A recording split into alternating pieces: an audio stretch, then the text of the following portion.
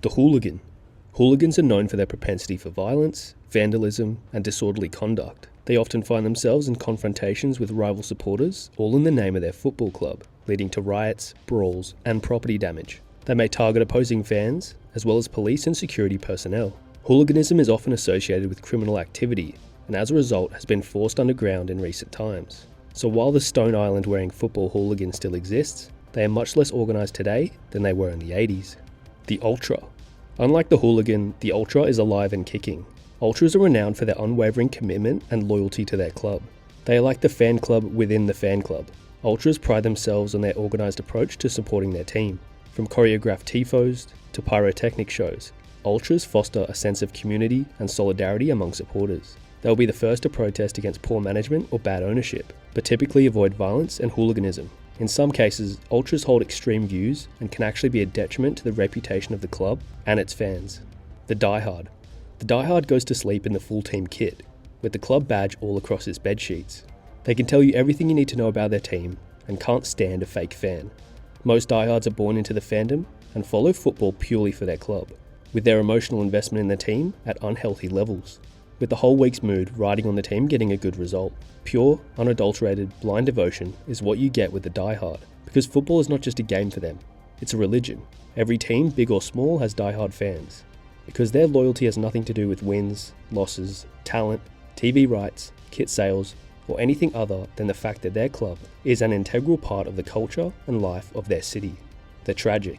So what happens when you're a diehard fan of a team that never actually wins anything or even competes in the league?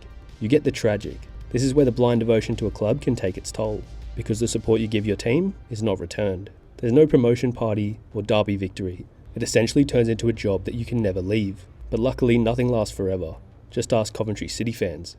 Their club had not finished in the top 6 of any division for 47 years. But in recent times, they have climbed from League 2 to the Championship and even won the EFL trophy. The plastic. This is someone who supports a football team superficially, often for fleeting trends or during periods of success, rather than with genuine loyalty and passion.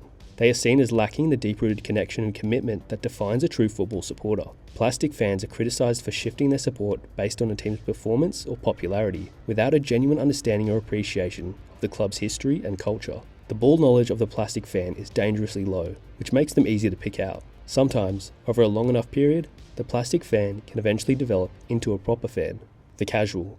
The vast majority of football fans fit into this category. They might watch a game here or there, or loosely follow a certain team, but their lives don't revolve around the game. If you ask them to name a footballer, the answer is usually Messi or Ronaldo. Their engagement with the game usually peaks during big tournaments or finals, like the World Cup and the Champions League, but they are more invested in the spectacle rather than the individual results. The admirer. This person follows football for a single player, usually a younger fan who is obsessed with a particular player. He follows him from team to team, adopting the rest of the players, only because their hero has to have 10 teammates on the pitch. For this fan, the player can do no wrong, and he knows absolutely everything there is to know about him. It's basically celebrity worship, but with footballers. The admirer will defend his favourite player to the death, and will treat any criticism as a personal attack. The Encyclopedia. This guy is ball knowledge personified. He has a whole catalogue of absurd facts and useless stats that he is ready to riddle off if given the chance. I can't say for certain that this individual is even very passionate about football. He typically doesn't have a favourite team, but follows as many teams as he can manage. He does this because knowing all the stats there are to know about just one team isn't challenging enough. This number-crunching Poindexter spends more time on Squawker and Who Scored than he does actually watching the game. The gambler. Similar to the Encyclopedia, this guy knows a lot about football, but this time, it's purely because of his addiction to sports betting.